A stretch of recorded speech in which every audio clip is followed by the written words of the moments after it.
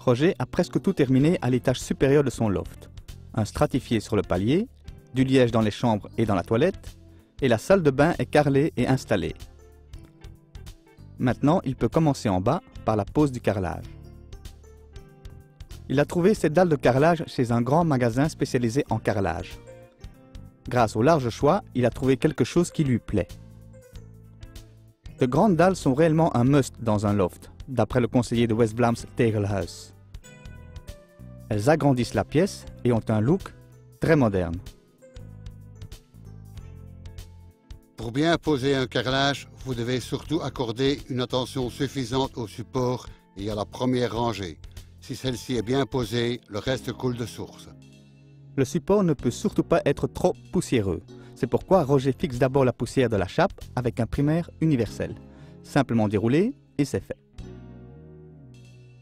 Puis Roger contrôle que la pièce est d'équerre. Il le fait par un petit calcul. Sur un mur, il mesure 3 mètres et sur l'autre, 4 mètres. Maintenant, la distance entre ces deux points doit être précisément de 5 mètres. C'est le théorème de Pythagore. Celui-ci vous est détaillé dans Dobit Magazine.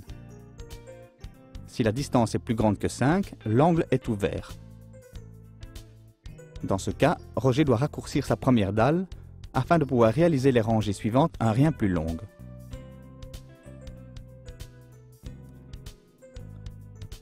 Dans ce cas-ci, la pièce est bel et bien d'équerre. Maintenant, Roger doit encore veiller à ne pas poser une bande étroite de, par exemple, 5 cm au bout d'une rangée. C'est pourquoi il pose d'abord une rangée. Si l'excédent à l'extrémité est trop petit, il enlève un peu de la première dalle.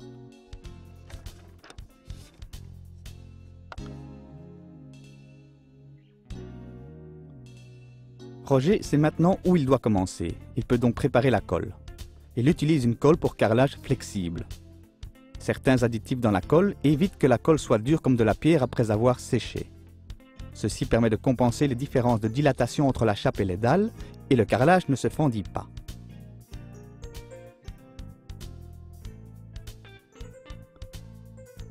Lorsque la colle est bien mélangée, Roger place son laser à l'endroit où doit se placer la première rangée. Avec un peigne large, il encolle la surface pour une rangée. Il est important d'appliquer de la colle partout. De cette façon, la chute d'un objet dur ne brise pas la dalle. Je pourrais poser les dalles le long de la ligne laser, mais en fait, il est bien plus simple d'utiliser une règle de niveau contre laquelle les dalles s'ajustent. Roger place la latte le long de la ligne laser. Quelques dalles pèsent assez pour maintenir la latte à sa place. Maintenant, il doit simplement poser les dalles contre celles-ci et elles sont automatiquement au même niveau. Pour conserver un joint d'environ 3 mm, vous pouvez utiliser ce que vous voulez. Roger choisit un morceau d'un ancien mètre pliant.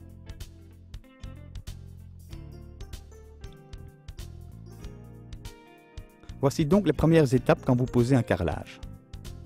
Appliquez un primaire. Contrôlez que l'angle entre les murs est orthogonal. Regardez quelle doit être la largeur de la première dalle. Préparez la colle. Projetez une ligne. Encollez une rangée. Posez une règle de niveau. Et placez la première rangée. Les rangées suivantes doivent être posées dans le prolongement de la première rangée. Roger encolle à nouveau une rangée, mais il n'est plus nécessaire de placer le laser. Il place 2 dalles, suivant la longueur de sa règle, place la règle et remplit l'espace intercalaire. Il ne doit plus contrôler la largeur des joints car il suit les dalles de la rangée précédente.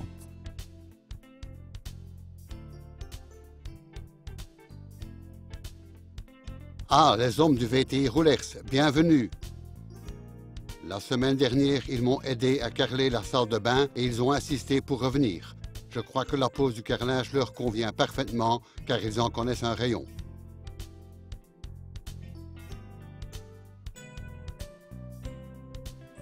Vous avez certainement déjà remarqué que Roger applique à chaque fois encore de la colle sur la dalle. On appelle cela le double encollage. C'est nécessaire avec de grandes dalles pour avoir une épaisseur de colle suffisante, de façon à avoir un peu de jeu pour les poser joliment identiques. Roger contrôle la perfection de leur placement visuellement, mais aussi au toucher. Vous sentez mieux que vous ne voyez. Avec un marteau en caoutchouc, il peut encore un peu corriger la position des dalles. Pour raccourcir les dalles, Utilisez de préférence un coupe-carrelage de qualité. Passez une fois sur la surface et la dalle se brise joliment sous la ligne. Roger a loué ce grand coupe-carrelage chez Brico. Vous n'en avez pas besoin souvent, donc mieux vaut louer un matériel de qualité que d'acheter un matériel un peu moins bon. Roger porte des gants, car le bord d'une dalle cassée est tranchant comme le fil du rasoir. Pour contourner les piliers en béton, il a besoin de quelque chose d'autre qu'un coupe-carrelage. Il monte un disque diamanté sur sa meuleuse d'angle, avec lequel il peut meuler la forme dans la dalle. Aucune situation n'est donc insurmontable pour un bricoleur adroit comme Roger.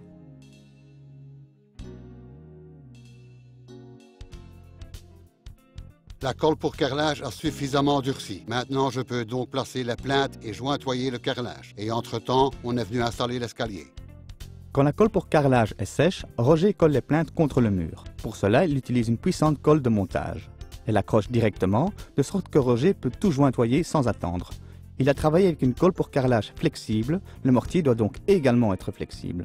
Roger le mélange jusqu'à obtenir une bouillie bien liquide. Il en prend un peu, y ajoute encore un peu de poudre pour qu'elle soit un peu plus épaisse pour finir les joints des plaintes.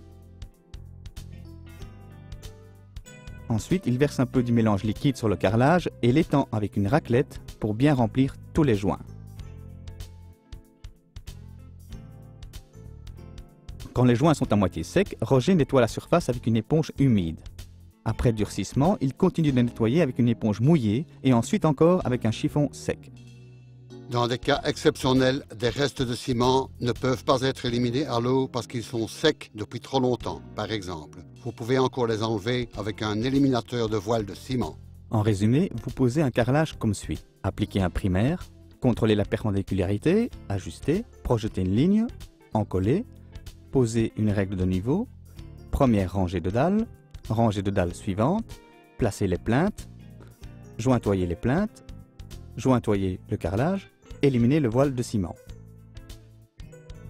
Coller un carrelage sur une chape lisse n'est donc pas difficile. Et si vous appliquez le bon primaire, vous pouvez même coller un nouveau carrelage sur un ancien. Et vous n'avez pas le moindre travail d'entaillage et de démolition. Vous trouvez de plus amples informations sur la pose d'un carrelage dans Dobit Magazine. Et n'oubliez pas, ce que vous faites vous-même, vous le faites généralement mieux. À la semaine prochaine.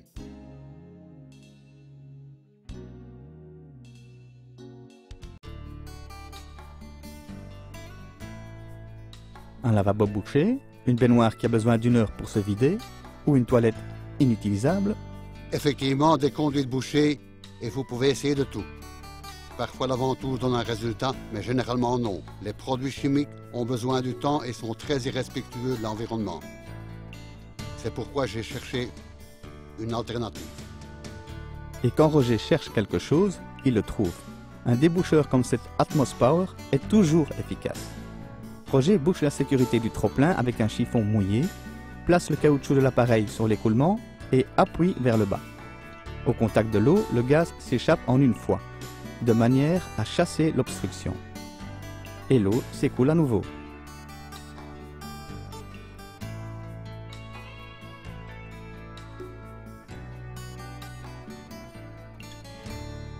Pour une toilette, Roger retourne simplement le caoutchouc.